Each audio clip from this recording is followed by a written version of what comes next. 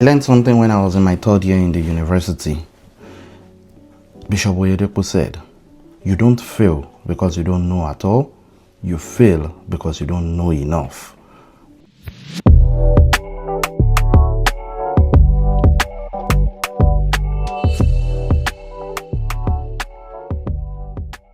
Welcome to Aanu's Growth Series, episode 13.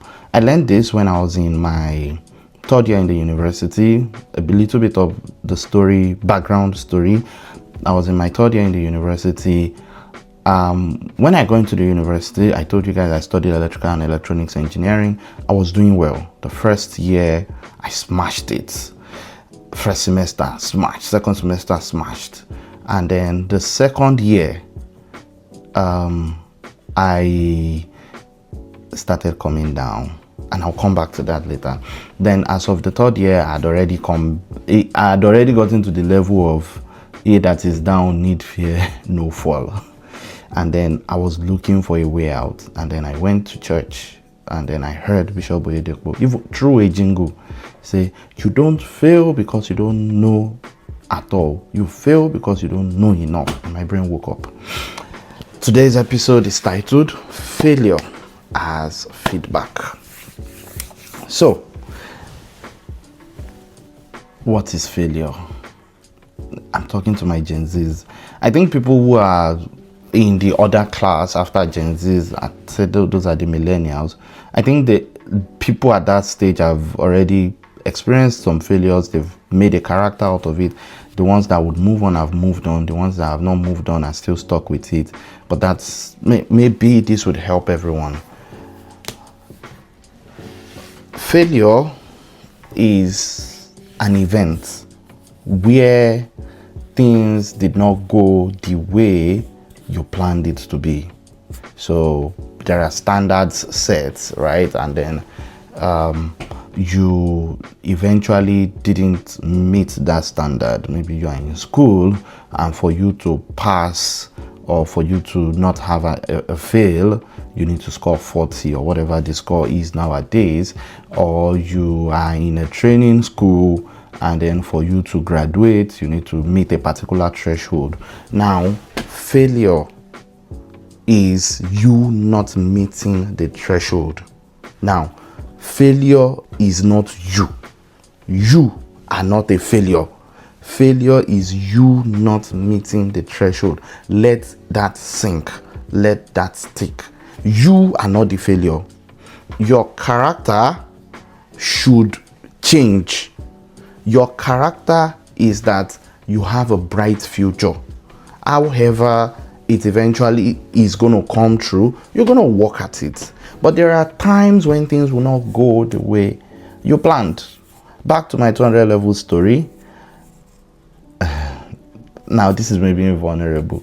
I did a course, and the night before the exam, one of my friends, he walked up to me knowing that, oh, this Aanu was a very intelligent guy. By the way, don't ask why I failed. Okay, I'll tell you. I was following a particular young lady that smothered me. Then I stopped reading my books. I hope my parents are not watching this. And then my friend came and he said, "Oh, I see this question. Can you help me with it?" And I'm like, "Why are you reading this question? It's not going to come out in the exam." Of course, I was with the babe, so I didn't want to be disturbed. So I told him off. Next day, the question shows up in the exam. I still can't forget. I cannot forget.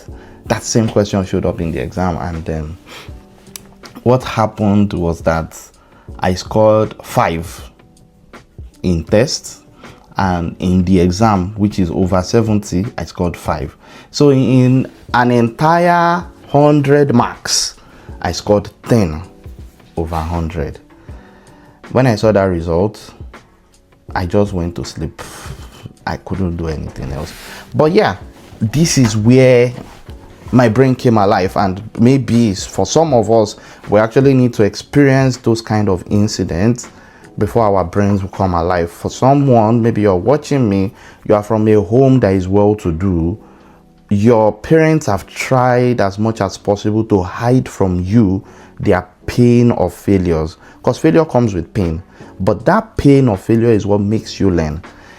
And they keep telling you, I didn't grow that way, but you're like, oh, I have everything. I need a phone, I get it. I need a laptop, I get it. I need a game console, I get it. I need this, I get it. I need that, I get it.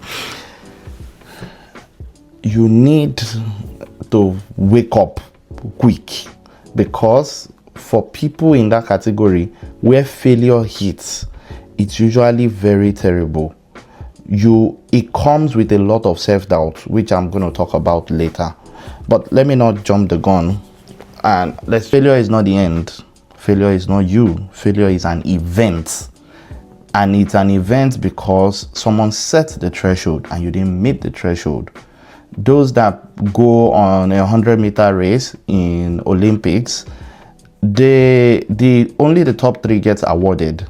The remaining 5 out of 8 or the remaining 7 out of 10 don't get awarded, and they may be seen as failures, but they are not failures. They actually did beat some other people to get to where they are. So that's what I want to stick to you. You are not a failure. The events may have failed, or I don't know how to put it, but you yourself, you are not a failure. And I want that to stick to you. Failure is feedback. Failure is an event telling you that there's something we did well, there's so we didn't do well. So wisdom is you picking that feedback and reintegrating it into your new life. Failure exposes gaps in knowledge, preparation, or capacity. If you don't prepare, if you don't build capacity, if you don't build knowledge, you are most likely to fail at that thing you are doing. Again, you are not a failure. And I don't know why I keep saying this. I don't know who's going to watch this. You are not a failure. The event could have failed. Maybe your final year in school, you did not pass. It doesn't mean you are a failure. I'm reading a book, Making It Big, by Femi Otedola. He has lost money before. He's a billionaire now. He's a billionaire in US dollars now. But he has failed, literally failed at things before. Right? Now, don't let that hold you down. Don't let that imprison you. No, it is the event that failed. And we're going to talk a little bit about it more. But let's look at why failure hurts. It's an emotion to failure. Because everybody wants to pass. Everybody wants to succeed. I have failed. I just told you I came down. Eventually, I finished with a good grade in the university, so you know. But I have failed before. There was a time I think like 4 or 5 years ago, I was taking the Scrum Master exam, and I thought I knew this thing. And then the passing score was 85, and I was like, yeah, I know it, I've seen it. My tutor then was telling me, Aanu, read these things some more. I'm like, no, I don't have time. Is it not just Scrum? Guess what I scored? Out of a passing score of 85, I scored 83.5. Ouch. It was so emotional for me. And that's what failure is to everybody. It's quite emotional for everyone. Your ego gets trumped. Your expectations is broken. Sometimes you face public embarrassment. Sometimes you have to deal with comparison culture. Because you are in a class, everybody wants to know that you are passing as they are passing, right? And you are like, ouch. You sometimes disappoint people, disappoint your folks, disappoint your parents, disappoint your spouse, because you told your spouse, if I invest this money, we're going to make this much money, and then poof. Or you told your spouse, instead of moving to Australia, let's move to UK, and then you get to UK, things are not working the way they should. It hurts. It questions your ability to make decisions. You know, we talked about decision making previously, right? So it's normal. All I'm just here is to tell you it is normal. The most painful part of failure, why it hurts, is that sometimes it kind of looks like your identity, especially if you fail at something more than once, or if you fail if you there are two different things. You fail at different things, or you fail at one particular thing more than once. It kind of makes people ask, is that your identity? Why is he always failing? No, all I'm saying is you are not a failure. At the end, life is a journey. Life is a marathon. So the person that loses is the person that stops. That's the person that loses. Life is a marathon. Keep moving. The most important thing is the finish line. You can hit a brick wall, you can fall, you can pause to drink water or whatever it is. Don't stop. Pause is fine if you can handle it, but even pause is dangerous if it's too much. I know social media pressure. You look at yourself, oh, I went to this university, my friends are already in buying cars, I had to change from this university to another, and then you're like, no, don't let it stop you. Don't stop. Sometimes it makes people look at you as unserious. No, you are not unserious. No, you are not unserious. And many people are under the pressure, especially Gen Zs. They want to get it right early, especially because of what social media has done to us. Social media makes you feel like you need to make it now, or the people that made it, they just woke up on a particular day and they have made it. That's not true. Everybody has put in the work to it. Everybody has put in the work to it. I was looking at this preacher from Kenya, Reverend Gillian Keeler, and it just looks like boom, is out in the open and everything, until I saw a video from 10 years ago where he was talking to Miles Monroe. So what does that tell you? The guy is at least 10 years in ministry, right? So don't let failure tie you down. There are two types of failure: destructive failure and developmental failure. Destructive failure is the one that you are the one that now embraces it and you say, I am a failure. No, you are not a failure. I am not a failure. You need to define your response to failure. And there are two types of responses you can give. There is a healthy response and there is a dangerous response. The dangerous or unhealthy response is you quitting.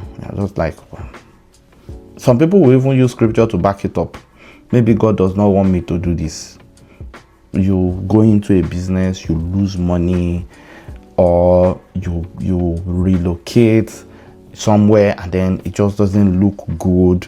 Some people will feel like, well, I'm just gonna go back at least where I was before. That's what the Israelites did. Where we were before, at least we were eating. We were suffering, but we were eating. What is it not that Moses is doing to us? No, don't do that. Don't quit. Don't stop. Don't blame others. That's another unhealthy or dangerous response. Don't blame others. Don't blame others.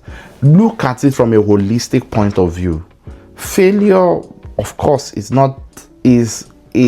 an event, but there are things that lead to it. So analyze it properly. Even if it is because you were following that your friend too much and they influenced you wrongly, that's why you failed. Don't blame them. Look at the situation holistically. It was you that was following, because the decision rests with you. They may have persuaded you, but it rests with you.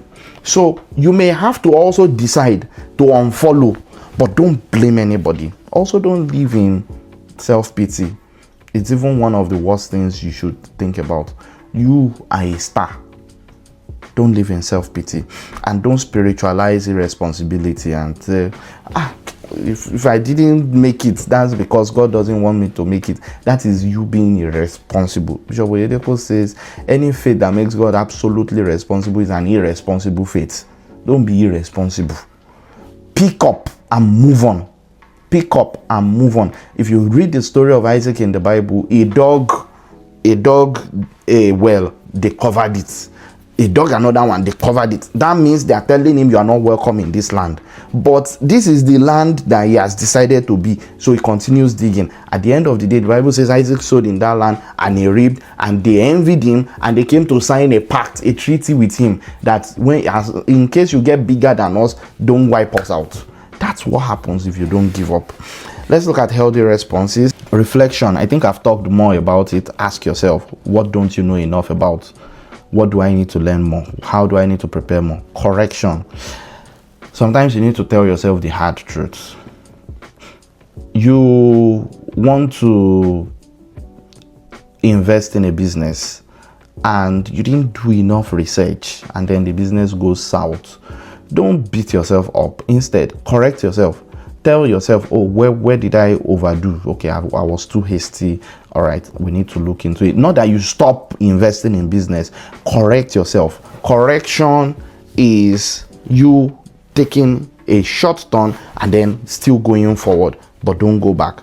Repentance. Sometimes you may need to ask God for forgiveness, because sometimes God would have been the one telling you, don't do it, but your, what should I say, strong head will not let you to listen. Adjust. Also adjust yourself. Make adjustments.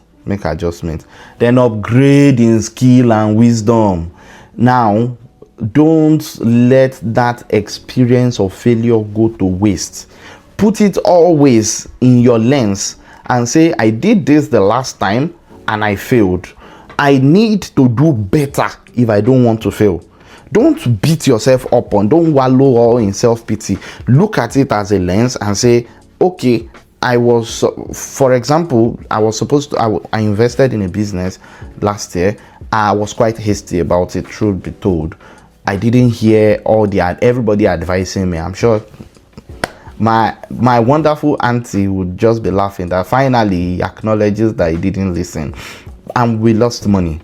But now, and it's not that I don't do business anymore. It's just that before I do any business, I look at that lens and I remember the pain of what I go through. I lost a lot of money, but I remember the pain of what I go through, and I use that and say, no, before I do anything else, I have to make it standard. That's how to do. Upgrade your skills, upgrade your wisdom. Like I also said, stay in motion. Don't let failure to bring you down. Instead, let it refine you. Become a new person. Then re-engage. Put all the parameters together. If you are in school and you failed, put it together. Boom, load, trigger, boom, fire. Don't stop. And failure only becomes fatal when you refuse to learn from it. You need to learn from your failure. As painful as it is, you need to learn from your failure. As irreparable as you think it is, you need to learn from your failure. In closing, failure is an invitation to grow. Grow. Put it in the back of your mind. It happened. So I wish I had enough time. Some people feel like, okay, now that I failed, I'm not just going to do anything again. Just leave me alone. You are going to kill yourself. So don't kill yourself. Stand up, brush up, and move on. There, you still have enough time, especially if you're a Gen Z. You still have at least 90 years ahead of you. So brush up and move. Even if you have failed more than once, they are just events. Even if you have had 10 failures, they are just 10 failure events. That is not you. Brush up, learn, do everything you need to do, and fire again. I have a question for you. What is your failure teaching you? What is your failure teaching you? I'll see you in the comment section. Don't forget to subscribe to this channel. Tell your friends about this channel. I'll see you next time on Aanu's Growth Series. Bye bye.